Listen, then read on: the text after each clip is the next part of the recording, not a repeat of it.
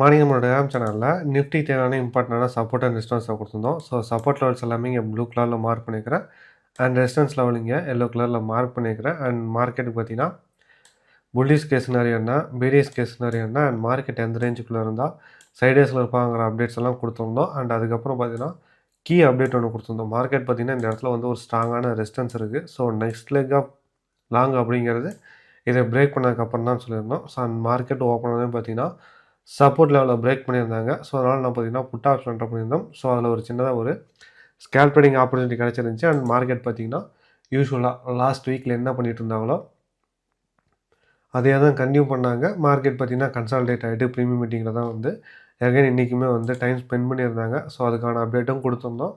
Even open interest சார்ட்டோட எக்ஸாம்பிளுக்கே கொடுத்துருந்தோம். இந்த இடத்துல பார்த்தீங்கன்னா நம்மளுக்கு 25,000 call writers and put writers ரெண்டு பேருமே வந்து ஈக்குவல் அமௌண்ட்டில் நெக் டு நெக்கில் இருக்காங்க. அண்ட் மார்க்கெட்டும் பார்த்தீங்கன்னா இந்த 25,100 லெவல்ட்டு, அதாவது நம்ம கொடுத்து இந்த சப்போர்ட் லெவல்ட்டே வந்து கன்சால்டேட் இருந்தாங்க. ஸோ அதனால் கிளியராகவே மென்ஷன் பண்ணிட்டோம்.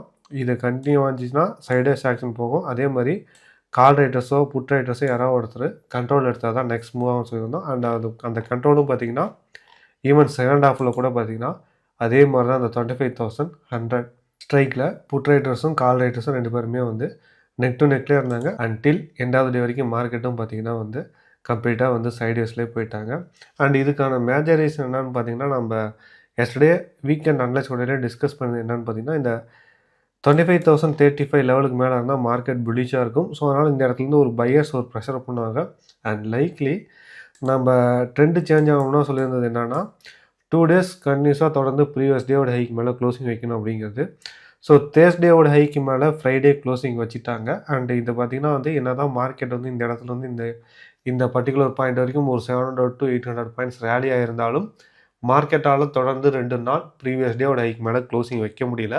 ஸோ அது ஒரு ப்ரெஷர் இருக்குது. ஸோ அதனால் செல்லர்ஸ் மேலே இருந்து அழுத்து பார்ப்பாங்க, பையர்ஸ் கீழே இருந்து புஷ் பண்ண பார்ப்பாங்க. இவென்ச்சுவலி மார்க்கெட் சைடேஸ் போகிறதுக்கு அதிக வாய்ப்புகள் இருக்குதுன்னு சொல்லியிருந்தோம். அண்ட் அதுதான் எக்ஸாக்டாக மார்க்கெட்லேயும் நடந்துருந்துச்சு. அண்ட் பிகர் பிக்சரில் டிஸ்கஸ் பண்ணுற அளவுக்கு மார்க்கெட்டில் பெருசாக எதுவும் நடந்துடல. அண்டு டேட்டாவும் எந்த விதத்துலேயும் அஃபெக்ட் பண்ணல. அண்ட் இந்த சைடேஸ்னஸ் கன்டினியூ ஆகிறதுக்கு தான் அதிக வாய்ப்புகள் இருக்குது. அண்ட் மார்க்கெட் பார்த்திங்கன்னா ஒரு ட்ரிகருக்காக வெயிட் பண்ணுது. அந்த ட்ரிகர் வந்துட்டு மார்க்கெட்டில் சஸ்டெயின் ஆனதுக்கப்புறம் தான் நெக்ஸ்ட் மூவ் வரும். அப்படி இல்லை மார்க்கெட் நான் பார்க்குறேன் லாஸ்ட் ஃபியூ மந்த்தில் எப்படி கன்சால்டேட் ஆகிட்டுருக்கோ அதே மாதிரி கன்சால்டேட் ஆகிட்டு தான் அதிக வாய்ப்புகள் இருக்குது. அண்ட் நாளைக்கு நிஃப்டியோட எக்ஸ்பைரிக்கு வாட்ச் பண்ண வேண்டிய 2 கீ லெவல்ஸ் என்னன்னு பார்த்தீங்கன்னா ஆல்ரெடி நம்ம கொடுத்துருந்த அதே லெவல் தான். இந்த 25,150 ஆர் 160 கூட வச்சுக்கோங்க.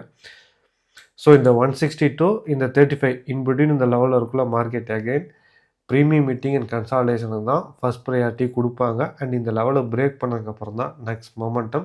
அண்ட் லைக்லி மார்க்கெட்டும் பார்த்தீங்கன்னா வெனஸ்டே வர இந்த ஃபெட்டோட ஈவெண்ட்டுக்கு மார்க்கெட் வெயிட் பண்ணுற மாதிரி இருக்குது. ஸோ இந்த ஃபெட்டோட ஈவெண்ட்டில் ரேட் கட்ஸ் என்னங்கிறது தெரிஞ்சிடும். அண்ட் லைக்லி கமெண்ட்ரியில் நெக்ஸ்ட் அப்கமிங் ஃபெட்டோட ஈவெண்ட்டில் என்ன பண்ண போகிறாங்கிறதும் தெரிஞ்சிடும். ஸோ அதுக்காக தான் மார்க்கெட் வெயிட் பண்ணிகிட்ருக்கு.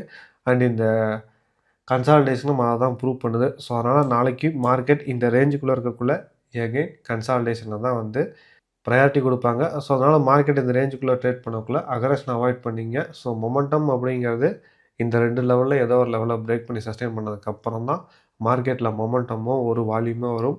இன்பிட்வீன் இந்த ரேஞ்சுக்குள்ளே ட்ரேட் பண்ணக்குள்ளே சேம் ஓல்ட் ஸ்டோரி தான் நடக்கும். ஸோ அதனால் இந்த ரேஞ்சுக்குள்ளே இருக்கக்குள்ளே யூஸ்வலாக ட்ரேட் பண்ணுற குவான்டிட்டியோட குறைச்சே ட்ரேட் பண்ணுங்கள். அண்ட் லைக்லி இந்த இன்பிட்வீன் இந்த ஜோனில் இருக்கக்குள்ளே குயிக்காக ஸ்கால்குலேட் பண்ணி ப்ராஃபிட் புக் பண்ணிட்டு எக்ஸிட் ஆகிறது நல்லது. இந்த ரேஞ்சை பிரேக் பண்ணதுக்கப்புறம் தான் நம்ம வந்து யூஸ்வலாக ட்ரேட் பண்ணுற மாதிரி ட்ரேட் பண்ண முடியும். அண்ட் மார்க்கெட் இந்த ஜோனுக்குள்ளே இருக்கக்குள்ளே ரெஸ்பெக்ட் பண்ணுங்கள். அண்டு பொசிஷனல் ட்ரேடை அவாய்ட் பண்ணிட்டு இன்ட்ராடேல ட்ரேட் பண்ணுறதே நல்லது இன்பிட்வீன் இந்த ஜோனில் இருக்கக்குள்ளே. அண்டு ஃபெட்டோட ஈவெண்ட் முடிச்சதுக்கப்புறம் மார்க்கெட்டில் பேக் டு நார்மல் வால்யூம் வரத்துக்கும் சான்சஸ் அதிகமாக இருக்குது. ஸோ அதனால் ஃபெட்டோட ஈவெண்ட் முடிகிற வரைக்கும் மார்க்கெட் இந்த மாதிரி சைடேஸில் இருக்கக்குள்ளே யூஸ்வலாக ட்ரேட் பண்ணுற குவான்டிட்டியோட குறைச்சே ட்ரேட் பண்ணுங்கள்.